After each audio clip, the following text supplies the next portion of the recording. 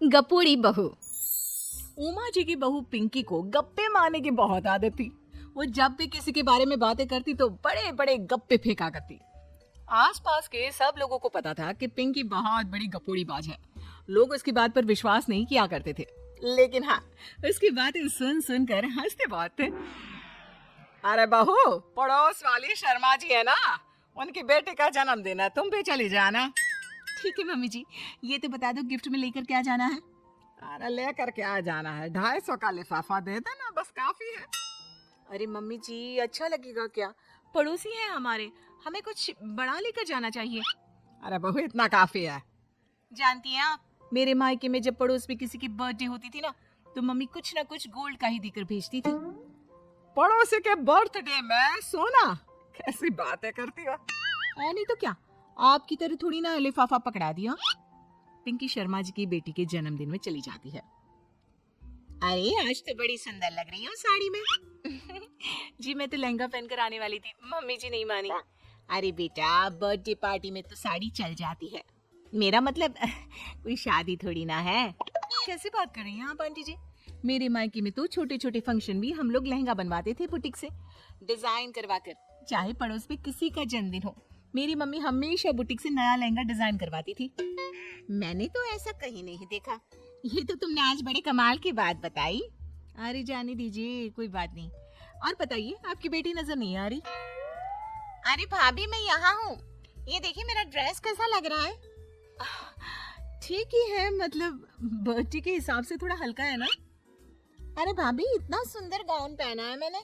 मैं ना शादी से पहले अपने बर्थडे पर हमेशा जरी वाला लहंगा पहना करती थी।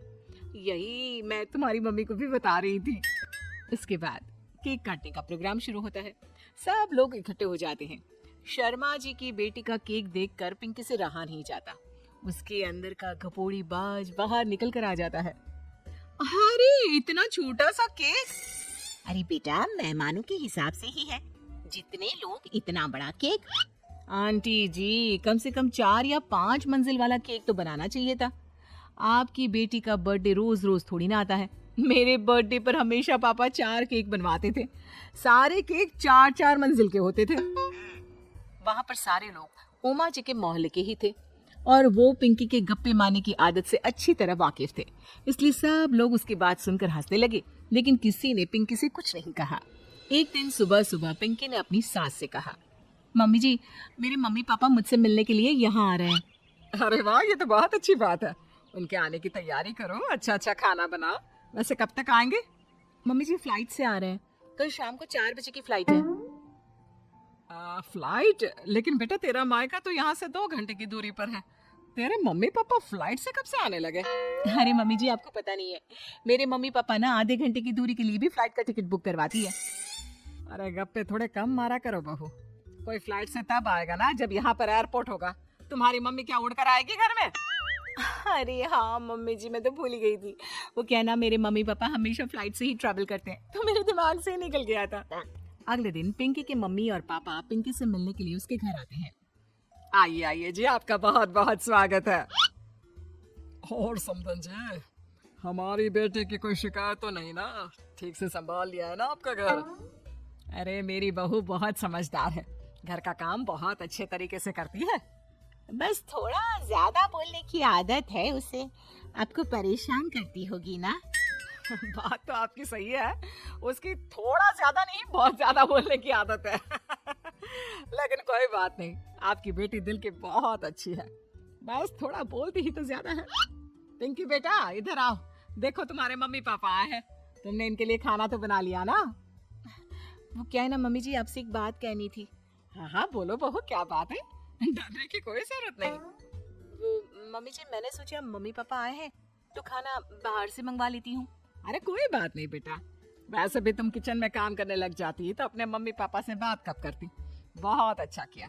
अब तुम अपने मम्मी पापा के साथ बैठकर आराम से बात करो, मैं अंदर जाती हूँ।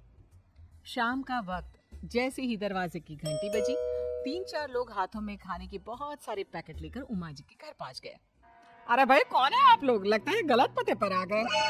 नहीं नहीं माँ जी, हम तो खाने का ऑर्डर डिलीवर करने आए हैं, यहीं से बुकिंग मिली थी। अरे नहीं नहीं, आपको कोई गलत फहमी हुई है। हमारे यहाँ तो 2 ही मेहमान आए हैं। आपके हाथ के पैकेट देखकर लगता है इसमें 50 लोगों का खाना है। बाजी आपने सही समझा, खाना तो इसमें 50 लोगों का ही है, क्योंकि हमें ऑर्डर यहीं से 50 लोगों का मिला है। अरे लेकिन इतना सारा खाना, कहीं मेरी बहू ने अपनी गप मारने की आदत के चलते ऐसा तो नहीं करती है? ये खाना आप रख लीजिए और हमें हमारे पैसे दे दीजिए। अच्छा वैसे कितने का बिल बना है? ज्यादा नहीं, बस 10,000 दे दीजिए। उन लोगों की बात सुनकर उमा जी पिंकी को आवाज देकर वहाँ बुलाती है। जैसे ही पिंकी वहाँ आती है, खुश होते हुए उन लोगों को वहाँ पर खाना रखने के लिए कहती है। अरे इतना सारा खाना क्यों मंगवाया बहू? अरे मम्मी जी, मैंने आपको बताया तो था, मम्मी पापा आए हैं तो मैं खाना बाहर से मंगवा रही हूँ। ये बात सही है बेटा, लेकिन 2 लोगों के लिए 50 लोगों का खाना?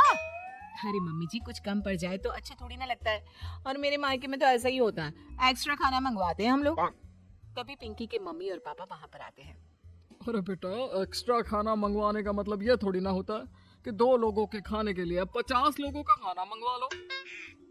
और बेटा, तुम्हारी गप मारने की आदत के चलते 10,000 का बिल आया है, तुम्हें नहीं लगता ये गलत है?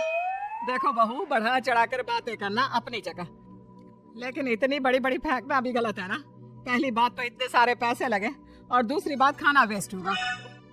आप लोग ठीक कहते हैं, मैं आज के बाद अपनी इस आदत को कंट्रोल करने की कोशिश करूंगी और अब से गप थोड़ी कम मारा करूंगी।